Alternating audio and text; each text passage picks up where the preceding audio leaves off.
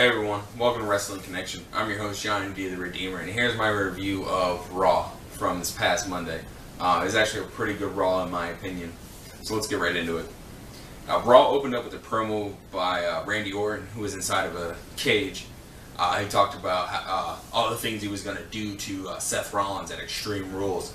It was a real effective promo. It was actually one of the better promos Randy Orton has done on the mic.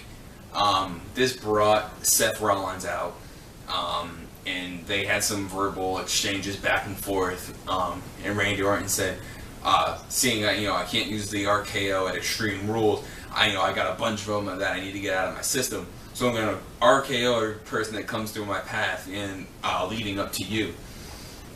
I thought this was a real cool thing that Randy Orton did. And he ended up getting some of those RKOs out, especially one good one on Heath Slater, who they showed in the back catering, saying he was going to do John Cena's open challenge, but instead he got RKO'd for the little lunch table there by Randy Orton. I thought that was pretty cool. Our first match of the evening was Luke Harper versus Dean Ambrose. This was a quick match. Nothing really happened. They just battled outside of the ring all around. They ended up both getting double counted out, and they battled all the way up to the ramp. And they just kind of went to the back, and that was really it. So they didn't have anything substantial, just kind of leading you into their match at Extreme Rules. Then we had New Day versus the Lucha Dragons for a number one contender spot for the Tag Team Champions. I thought the way that they did this match, the way they built it, was really good. It looked like Lucha Dragons were going to win. They were shining. They were doing really good. Outshining like they do in every match that they've had recently. But the fight spilled to the outside, and just as they were getting back into the ring, I think it was Kalisto that was trying to get back in. Xavier Woods was under the apron and grabbed his leg and wouldn't let him up, which led to a countout. And the New Day won the number one contendership spot. I thought that was really cool, really ingenious, the way they decided to have the New Day be the ones to go on so they can build them, meanwhile still building Lucha Dragons and not giving them a number one contendership yet. They still give them that room to grow. And it'll be interesting to see where they keep going with the New Day, as obviously they're making that heel turn. Hopefully they just make themselves more interesting.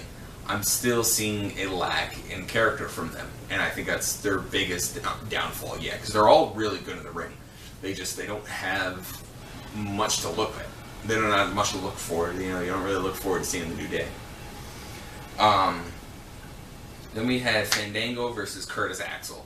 As Fandango was coming out, Curtis Axel was kind of mocking Fandango, doing a little dance in the ring. And this caused Fandango to pretty much beat up Curtis Axel pretty quickly. It was a short match, just building Fandango. It's obvious WWE is still trying to make Fandango connect with the fans. And I think they need to put Fandango in more profile rivalries. I think that's the problem, is they're just trying to bank on the whole dancing thing, and you can't go anywhere with just that. You need to give people a reason to want to watch him. You need to really show off that he can wrestle in the ring, which he can. They just need to do more with him. Triple H came out and had a promo, which was pretty good. First he talked about that WWE is bringing back Tough Enough, which I'm really excited about. I always liked Tough Enough. I thought it was a cool show. I saw, certain seasons here and there, and I'm really excited to bring them back. Who knows, I may even try and sign up in a whole application. I mean, wouldn't that be awesome to try and get a job in the WWE? Here's to hoping. But no, I think it's really cool that they're bringing that back. And then this brought Kane out. Kane said he can't work with Rollins anymore. And he told Triple H he's giving him his 2 weeks notice. This brought Rollins out and started picking on Kane, messing with him, and they started having this verbal exchange, which was awesome to see Kane get really, fired up and pissed off. And the best line he's talking about is like, "Oh, I handed you the championship. You think you could be the championship? It wasn't for us." And he's like, "We could have made El Torito the champion if we wanted to." I thought that was hilarious. And Triple H calmed them down. They said, you guys can work together. You guys need to work this out. Which it looked like they did, but they really didn't. I mean, it was obvious. You could tell they're kind of getting Kane to go away from the authority here pretty soon. And I hope it's permanent. I hope it's we don't see him flip-flop like we kind of have recently. A lot of people saying, "Oh, put the mask back on him," but I think he should just keep the mask off at this point. I don't think the mask should be a symbol of him being a monster again. I think he can do that just as well like he did before years ago without the mask. I think he should just go back to the pyro and the outfit he had again, being a true monster. We had a match with Naomi and Brie Bella. This was actually a really good Divas match. Naomi is fully just enveloped in this new heel character she has. Her fighting style has changed. You see she's adapting like dirty moves and just pounding on Brie Bella, slamming her head into the mat. She's doing really well with this, and I mean we've only been 2 weeks that we've really seen anything, but she's just diving right into being a heel, and it's really working. And they actually worked a good match. Naomi did get the win with the rear view, and because they said because she beat up Paige, she's going to be out of commission for a while. So they gave the number 1 contendership to Naomi. So it will be Naomi and Nikki Bella at Extreme Rules. And I actually kind of want Naomi to win. I think she really deserves it. She's one of the harder working divas that we have now. And she definitely deserves that championship. Roman Reigns had a promo. He was trying to call out the Big Show, you did, after he chokeslammed him on top of the taxi last week, he wants his payback. And this brought out Bo Dallas. And Bo Dallas started spouting his Believe BS. He actually had a good line where he was like, "You're the Tim Tebow of professional wrestling." He's like, "You're washed up." That was actually pretty funny. But Roman Reigns wasn't having any of that.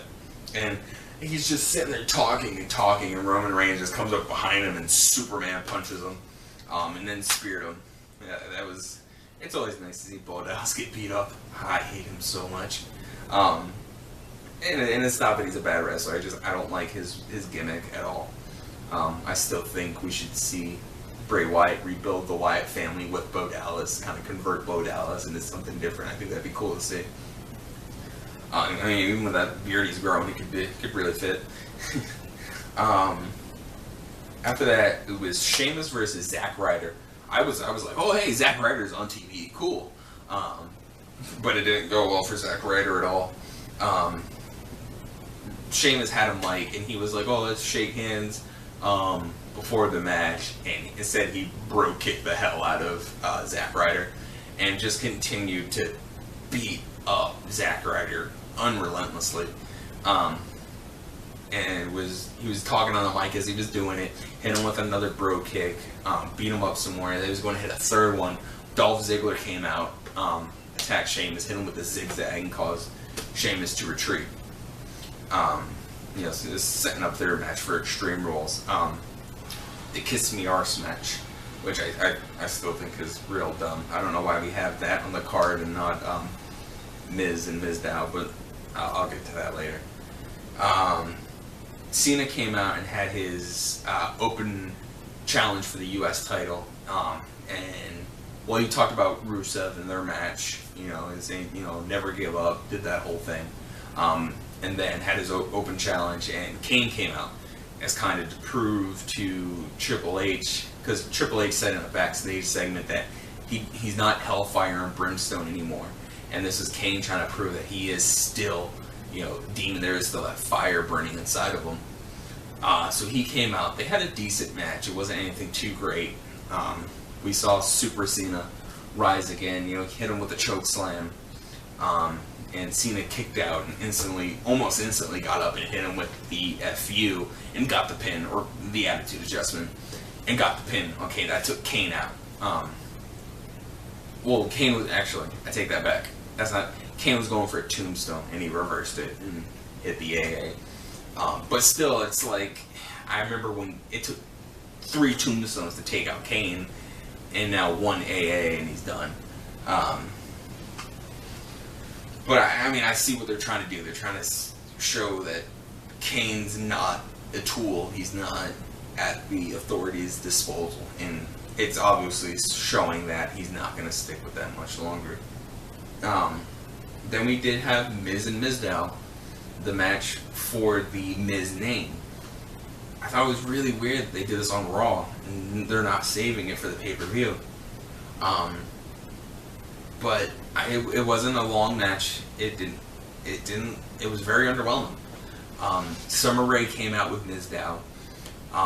Thought she was in his corner, but she, halfway through the match, she attacked him. And this gave the Miz the opportunity to hit the skull-crushing finale and the win. And she came in and celebrated with the Miz, showing it was all a ruse the whole time. But it wasn't a great bout between the two. It was so underwhelming. It wasn't even like it deserved to be on SmackDown. Like, it deserved to be on, like, Superstars. It wasn't good. It wasn't the way this rivalry should have been handled at all. This had the chance to be one of the better rivalries heading out of WrestleMania. And they just ruined it. Hopefully we see it go somewhere else. Because, I mean, Sampo kind of deserves it. He was doing the weird gimmicks for a while, and then he was Mizdow, and I mean, I think he really deserves to get the win and kind of step out of that and have a stepping stone to go somewhere else. Just horrible handling of that. Then we had Ryback versus Adam Rose. Again, another quick match. Sorry, that's really loud. We got Ryback versus Adam Rose. Another quick squash match. Ryback pretty much just pummeled Adam Rose, hit him with the meat hook and the shell shock, and that was it. Two of the Rosebuds tried to get in the ring and attack. Tried to attack him, but it didn't end up well for them. But it's not obvious where they're going with Ryback. He's not in a rivalry. He wasn't put into the title chase like I originally thought he was going to be. So I don't know where they're going with him. The last match of the evening was Ziggler versus Rollins. They had a decent, good match. A lot of back and forth. Ziggler hit an amazing jumping DDT. They both had some good spots here and there. But Rollins was able to get the win with his new finisher, apparently.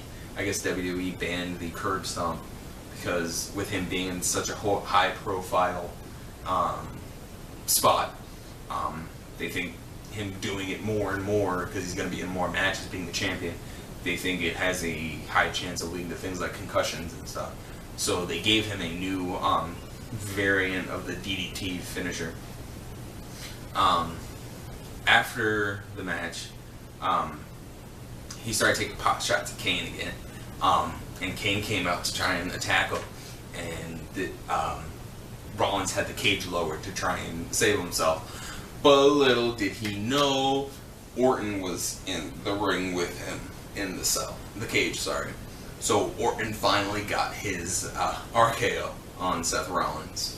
I actually didn't mention this earlier. He also got the New Day after they won their match. He came out and RKO'd Woods and Kofi.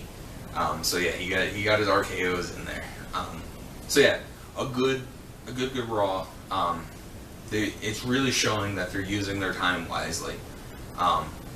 The shows are better than what they've been in the past. They're still not amazing, but they're good. They're enjoyable to watch.